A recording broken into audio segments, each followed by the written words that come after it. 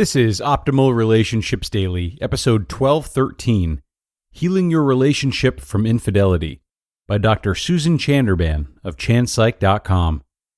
Hello, everybody. Happy Tuesday. I am your host and narrator, Greg Audino. Glad to be here with you, equipped with another essential read for relationship building.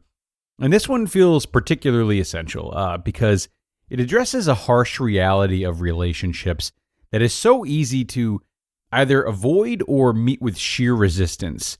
Yes, we are talking about infidelity today and how a couple can heal their relationship after it occurs, if they want to or if they're able to. So, listen close. I'm going to start the article now and optimize your life. Healing Your Relationship from Infidelity by Dr. Susan Chanderbhan of ChandPsych.com. My partner cheated on me. Now what? Infidelity in a relationship can shatter trust instantly.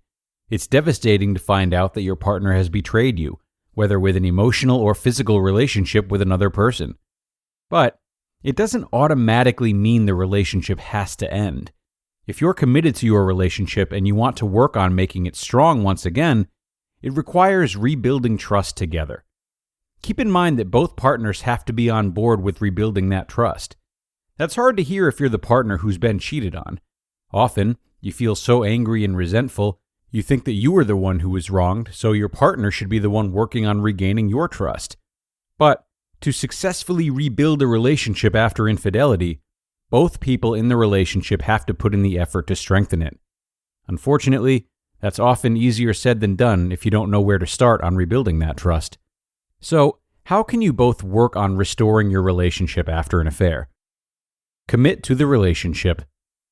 Believe in your relationship. If you decide to stay in your relationship after infidelity, you need to commit to it and believe that despite the terrible choice your partner made, they do love you and want to be in the relationship. This may sound harsh, but if you don't believe this, then move on. Because if you tell yourself that your partner is dishonest, doesn't love you, will cheat again, etc., then you will look for things to confirm this, and this will eventually become the reality of your relationship. Assume the best in your partner. Assuming the best in your partner means asking them to be open and honest with you and believing that they are. Even though it may not always feel like it, it's important to remember that you're on the same team and working toward the same goal. Always fight fair. One area of communication that couples can struggle with after an affair is how they argue. Arguments and disagreements are normal in a relationship. But after infidelity, they can escalate to something more damaging. The partner who's been cheated on has so much hurt and resentment, they often find themselves lashing out at their partner. The partner who did the cheating often feels constantly under attack and like they'll be judged forever based on one mistake. Sometimes they begin to lash out, or they begin to shut down and disconnect, leaving the other partner feeling more alone with their hurt and sadness. Keep things in the present when you argue. Yes, you're hurting, and those feelings are valid, but don't use your partner's cheating as some kind of leverage in a completely different argument. While you shouldn't ignore the past, it's also not fair to constantly bring it up. If you do, your relationship will never move forward. For the partners who have been unfaithful, be patient with your partner's hurt feelings. Understand that it will take time, often more than you think, for them to feel safe with you again. Be more open. Both partners in a relationship have to be more open and transparent after an affair. If you're the one who is caught cheating, you may have to endure the fact that your partner is mistrustful for a long time. Take responsibility for what you did and accept that there may be consequences within your relationship. That doesn't mean your privacy should completely go away, but rebuilding trust takes time. So if your partner wants to do something like share a social media account or see your cell phone routinely, don't get upset or act as though you're hiding something. The more you can do to help your partner feel safer, the easier it will be to rebuild trust. The more your partner trusts you, the less important checking up on you will become to your partner. If you're the person who was cheated on, you also have to be open. It's important to be open about how you're feeling and about how the affair made you feel.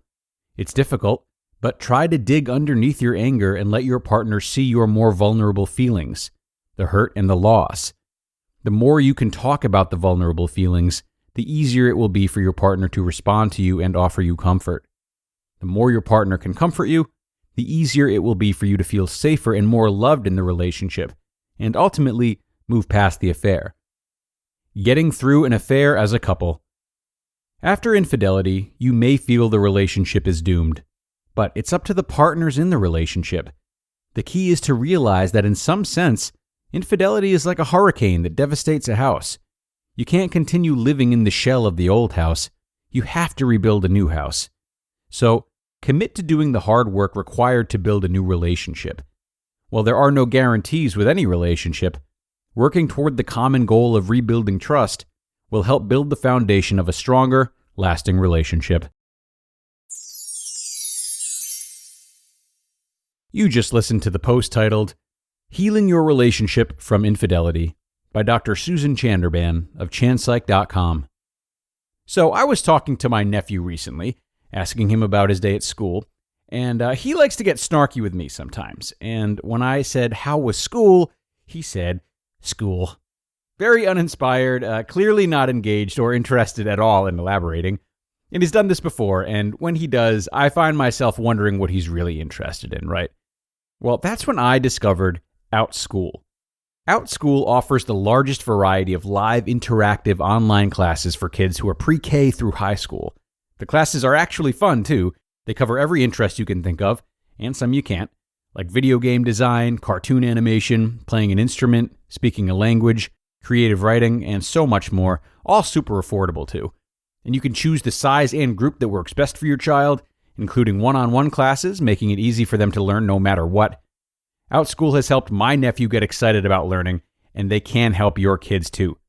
To learn more about all OutSchool has to offer and to save $15 off your child's first class, go to outschool.com/ORD and use code ORD. That's code ORD at OUTSCHOOL.com/ORD to save $15 off your child's first class. outschool.com/ORD. And thanks a lot to Dr. Susan today for cutting to the core of an important matter, something that we often don't have layered thoughts about until we find ourselves in the situation. And even then it can be difficult to change our minds about infidelity or look at it differently because it hurts, it hurts. But that being said, if we're committing to someone, we really want to commit to accepting them as a whole. And though we must all keep boundaries in order to protect ourselves first and foremost, part of whole acceptance, at least to me, is bringing patience and understanding to situations like this, even if the relationship doesn't end up continuing. So, with that being said, if you're committing to someone new or you just want to always feel like you're recommitting to someone you've been with for a while, think on scenarios like this. And if part of your commitment includes the willingness to try your best to meet it with openness rather than hostility. Again, even if the relationship does end, then you're looking at commitment in a good way. Okay, that's it for me, friends. Thank you for listening to the end of this important article, and thank you for making another episode possible. I'll be back again tomorrow with a post from Eddie Corbano, so be sure to come back for that, where your optimal life awaits.